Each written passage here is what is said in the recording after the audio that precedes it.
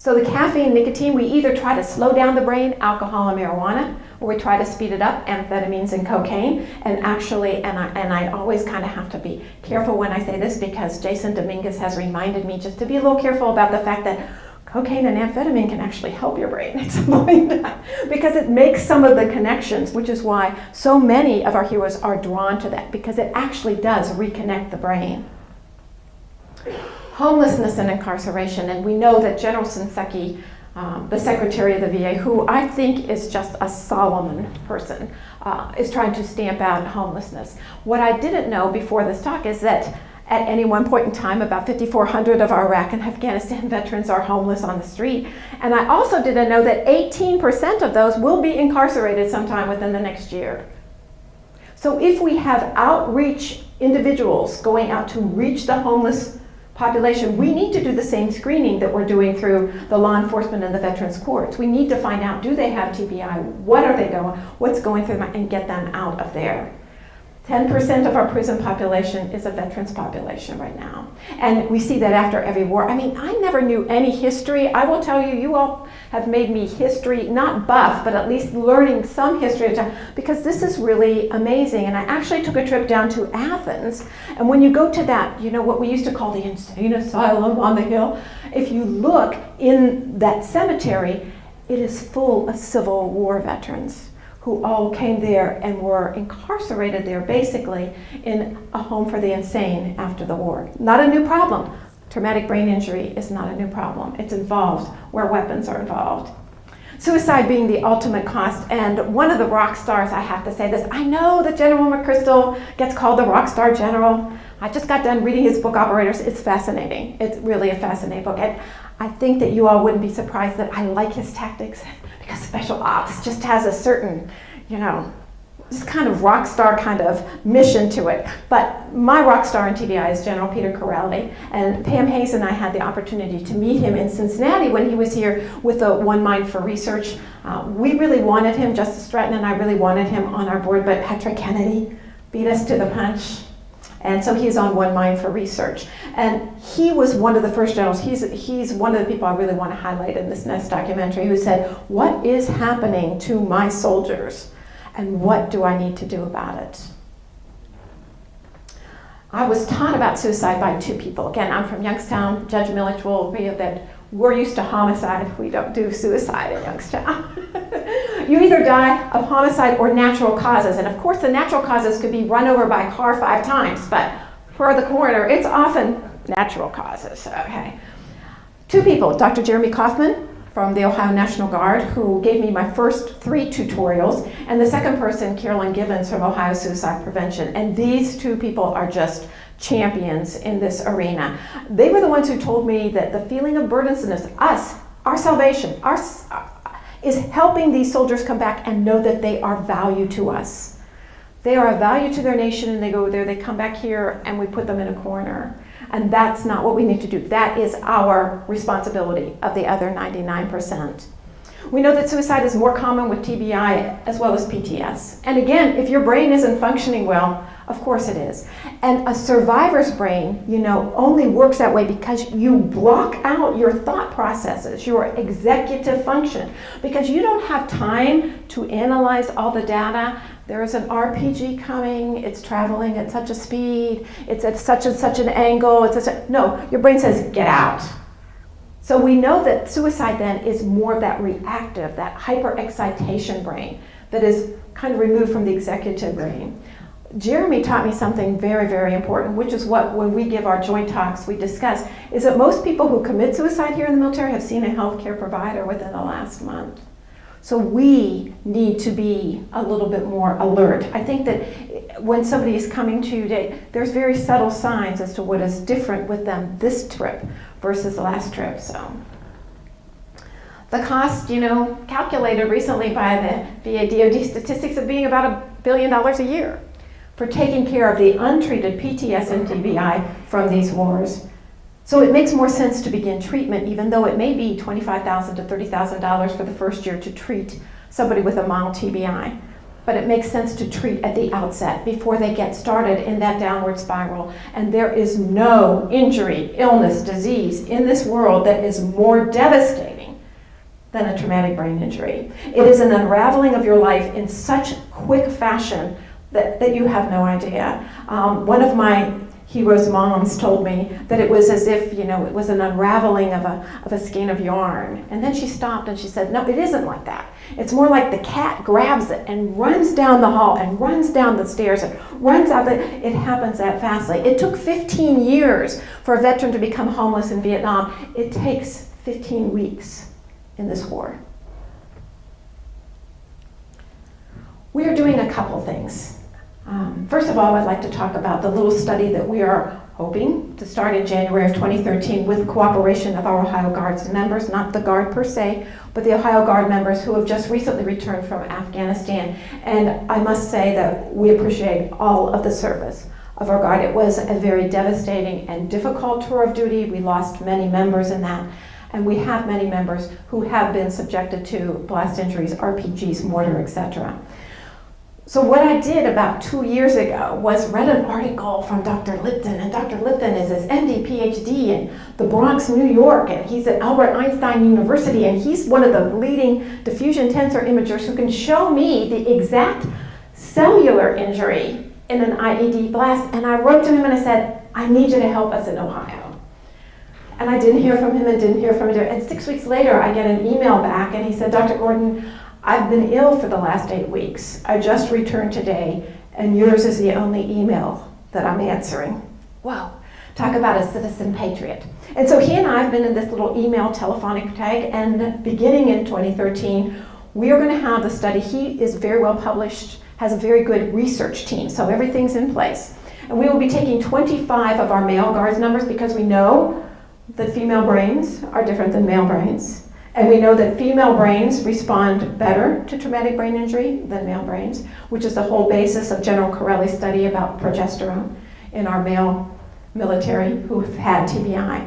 So we're going to take 25 of them who've had 1 to 5 IED blasts, and 25 of their closest age-matched siblings who have not been to war and who have not had a TBI.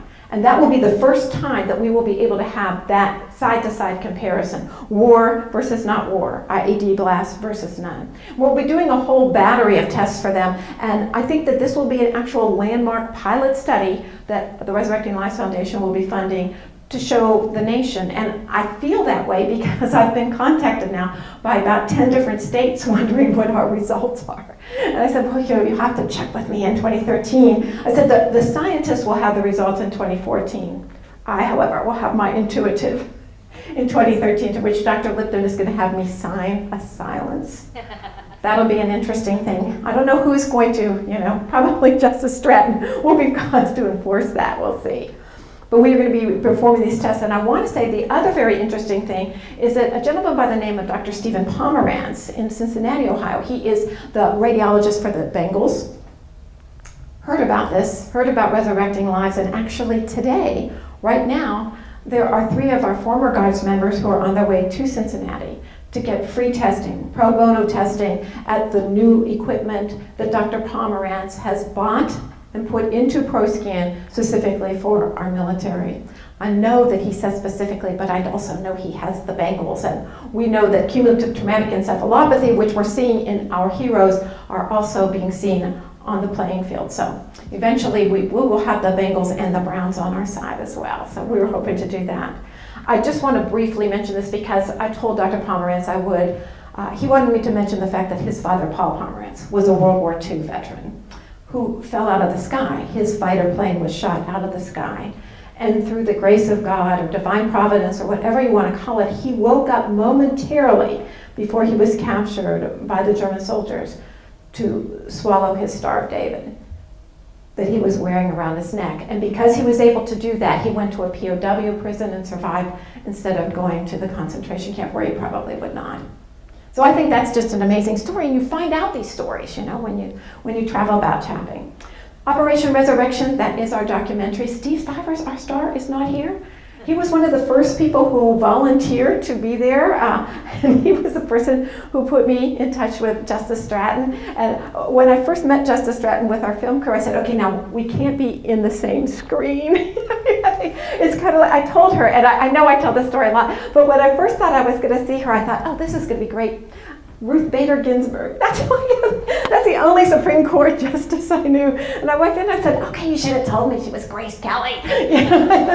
She'll be great in front of the camera. Just make sure, I told the film crew, don't get us in the same panel. We got to be out. And Pete knows that too, my little videographer back there. We keep it separate and unequal by that way. We have advocates for healthcare, education, employment. And the employment issue is just so huge. As we mentioned, it was brought out, it was the whole focus of Jon Stewart's Comedy Central on Wednesday. And please, if you all can look at that, you should, because it was an all-Ohio cast. It started with a very passionate speech from the congressional floor by Steve Stivers. It was followed by Dan Hutchinson, the founder of the Ohio Combat Veterans, who spoke about his difficulties with unemployment. The only person missing was Rich Brown, who is sitting here up front with me, who is tirelessly working with Nationwide Children's Hospital, Honda of America, and various other employers to employ our returning heroes. He works with Compass Tech. Okay, I always get that wrong, and I just lost the card that he just gave me. He is the proud father of a Marine, Dan, who just returned from Afghanistan and is getting ready to be redeployed. Rich told me today. But we are tirelessly working in Ohio on these issues. And literally, when I was in Los Angeles in May talking about the Combat Stress Conference, a woman raised her hand from the LA, West Los Angeles VA. And she said, Dr. Gordon, I'm from the VA. I want you to know what we think about your documentary. And I'm thinking, oh my God. First of all, I'm an Ohioan. Doing a documentary in LA is a place. And she said, we watch your website weekly. She said, we look at your website. We look at the website for the Ohio National Guard. We look at yours, Pete and his, the Veterans Court's websites, because we want to know what you're doing. And indeed, 3 weeks after that, I got a proposal to partner with them for another TBI study, UCLA, the West Los Angeles VA, and Ohio.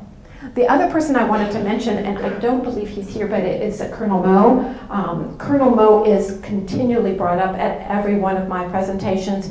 He has a national presence as well, and it's a huge presence. And I wanted to thank him so much for that, as well as both Jason Dominguez and Tim Espich, who handle all of my questions to him. He has a very good defense, protect the quarterback. But we are known. What I'm saying is we are definitely a national event.